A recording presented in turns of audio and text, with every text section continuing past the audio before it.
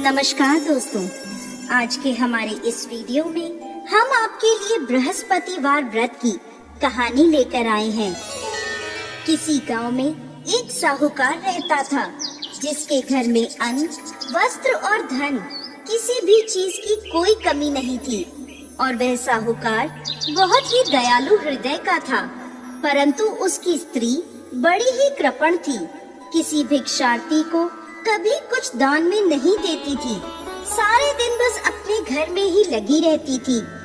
एक बार की बात है, एक समय एक साधु महात्मा बृहस्पतिवार के दिन उसके द्वार पर आए और भिक्षा की याचना करने लगे। स्त्री उस समय घर के आंगन को लीप रही थी। इस कारण साधु महाराज से कहने लगी, महाराज, इस समय तो मैं घर लीप रही हूँ, आपको कुछ नहीं दे सकती, फिर किसी समय आ जाइएगा। साधु ये सुनकर वहाँ से चले गए। कुछ दिनों पश्चात वही साधु महाराज उसके द्वार पर फिर से आए, उसी तरह भिक्षा मांगने लगे। साहूकारनी उस समय अपने बच्चे को खाना खिला रही थी। कहने लगी, महाराज, मैं क्या करूं? मुझे फुर्सत ही नहीं है, इसलिए आपको भिक्षा नहीं दे सकती। अब साधु महाराज फिर से उसके द्वार से खाली हाथ ही लौट गए। तीसरी बार जब महात्मा उसके द्वार पर आए तो उसने उन्हें उसी तरह से टालना चाहा। कहने लगी, महाराज, मैं क्या करूं? मुझे समय ही नहीं मिलता, इसलिए आपको भिक्षा नहीं दे सकती। परंतु महात्मा जी कहने लगे कि यदि तुमको हर समय का अवकाश मिल जाए तो मुझे भिक्षा दे दोगी? साहूकारनी कहने लगी, हाँ महाराज, यदि ऐसा हो जाए तो आपकी बड़ी कृपा होगी।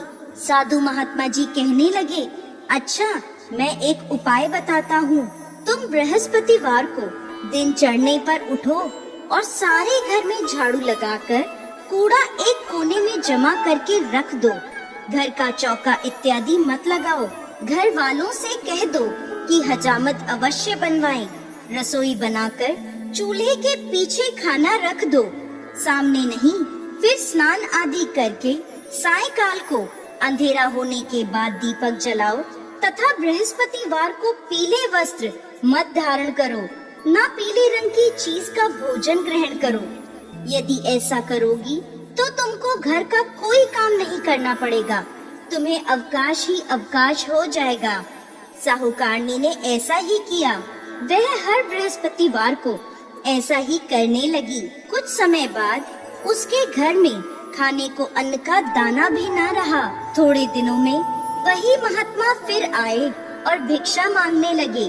परंतु साहूकारनी ने कहा, महाराज, मेरे घर में खाने को अन्न नहीं है, आपको मैं क्या दे सकती हूँ? तब महात्मा ने कहा कि जब तुम्हारे पास सब कुछ था तब भी तुम कुछ नहीं देती थी, अब पूरा अवकाश है तब भी तुम कुछ नहीं दे रही हो, तुम चाहती क्या हो? तब साहूकारनी ने हाथ जोड़कर प्रार्थना करी, महाराज, अब कोई ऐसा उपाय बताएं कि मेरे पहले जैसा धन धान्य हो जाए।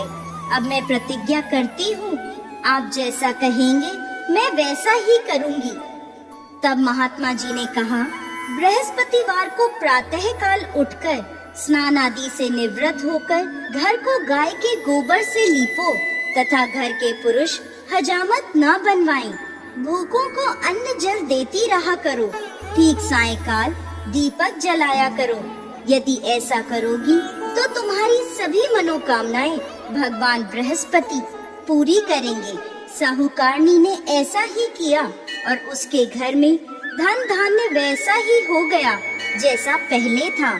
इस प्रकार भगवान बृहस्पति की कृपा से अनेक प्रकार के सुखों को भोग कर वो दीर्घ काल तक जीवित रही।